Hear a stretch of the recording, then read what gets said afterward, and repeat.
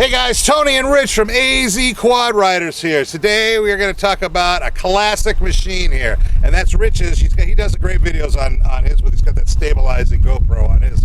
And it is a 2004 Kawasaki 700 Prairie, right? Correct. All right, it is a two-lunger, man. It's a two-cylinder. Two-cylinder, thank you very much. And I have tried to beat him. I think it's just a little, because I weigh a couple of pounds more than him. I'm trying to catch up. Yeah, great. I have a 450 Kawasaki, and it smokes me with this thing. So it's definitely a fast runner. You got a 450 Yamaha. What did I say? Kawasaki. Thank you. This one's a Kawasaki, yeah. I have the Kodiak, that's what I meant to say. Yamaha Kodiak 450, as you guys know.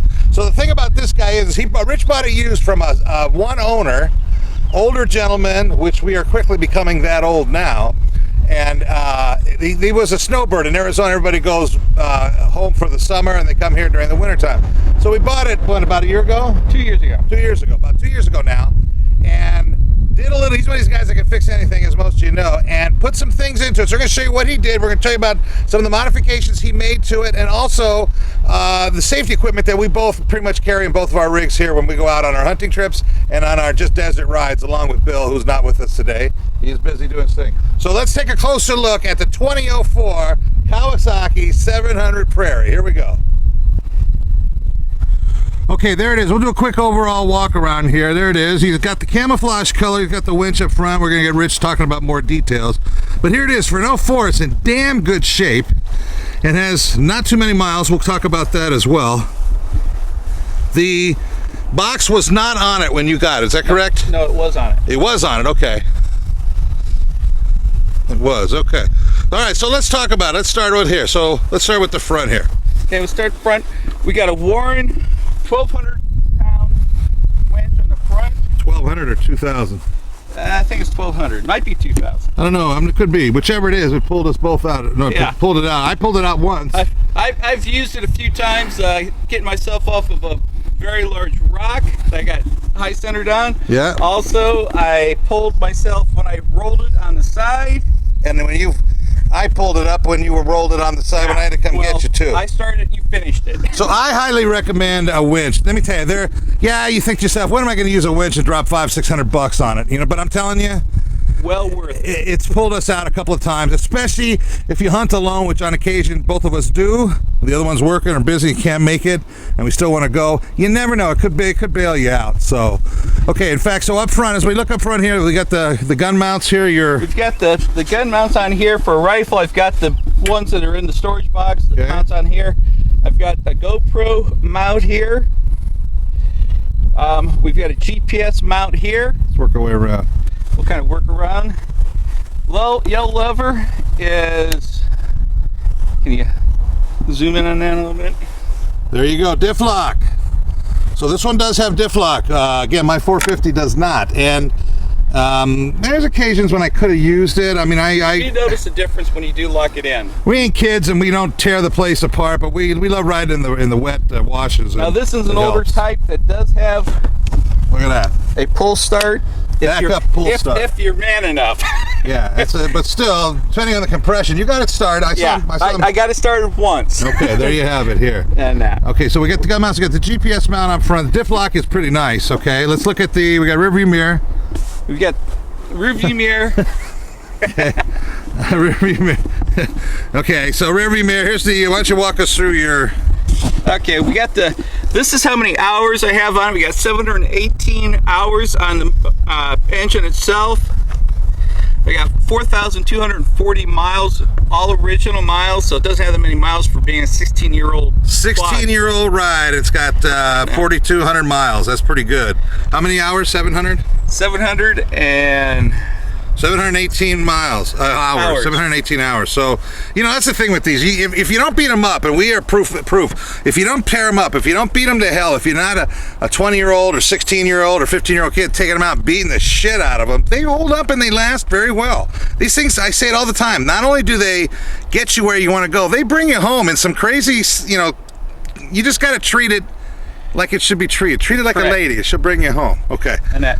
All right. I've added this little holster here so I can have a little handgun.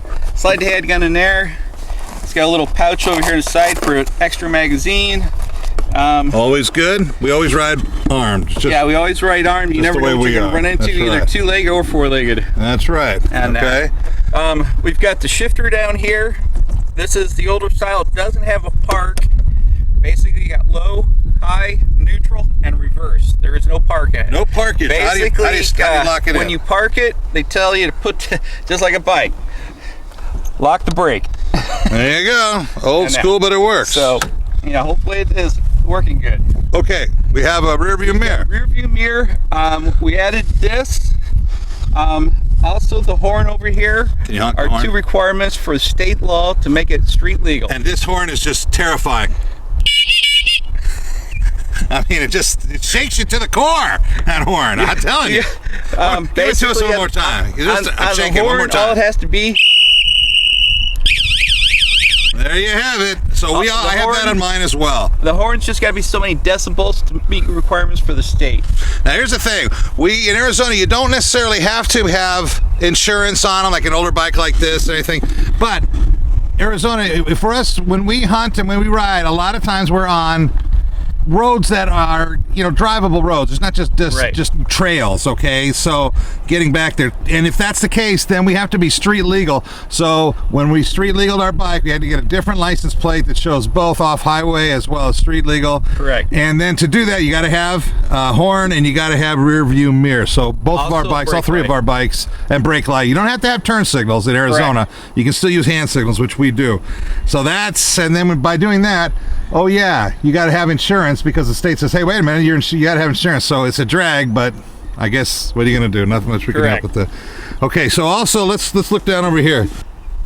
I've added these blocks for the passenger for their footrest. State law requires that passengers have a passenger on your quad, you have to have something for the passenger to grip, and also footrest. Okay. So I put these 4x4 blocks on both sides for the passenger to be able to, besides having... And that one rest isn't big enough for two people legally? They usually want it to set up a little bit because the passenger is sitting back. Okay. So... All right, interesting. And besides, you have the box here for a backrest. Yeah, that's true. Okay, so then also we have... tow ball on it. Tow ball, straight axle. 04 has a straight axle. A single shock back. Yeah. Monoshock, very good. We've got cup holders I mounted on here. We got one here and one over there. And a fuel tank, of course. Fuel tank, of course, yes. And here we have a plug. This is the plug for the remote for the winch. As I said, we've used that a few times. The nice thing about Rich's is you can take that off and stand next to it and press the button, and it'll start to recover, start to wind itself in. Mine is not that way. I literally have to be on my quad because it's right above the start on the left side up there is the switch to engage the winch. And so I don't know. I kind of like this better. This better. It's definitely. So all in all, I'll tell you, as far as engine-wise, motor-wise, as an 04, she runs really solid. We don't have. It's never left you anywhere. The motor's never quit. I've never seen it quit on you. Again, we don't go racing up straight up hills and stuff, although we're getting a little more adventurous with that. But still, we treat it like the lady she should be. And it just keeps running. 700's got all kinds of power. Yes. Tons of power. We found that out in a flat-out drag. He's beating me in soft sand, in mud, and on dirt roads. So I've pretty much given up. I was going to go on a diet and try and beat him that way, but who are we kidding?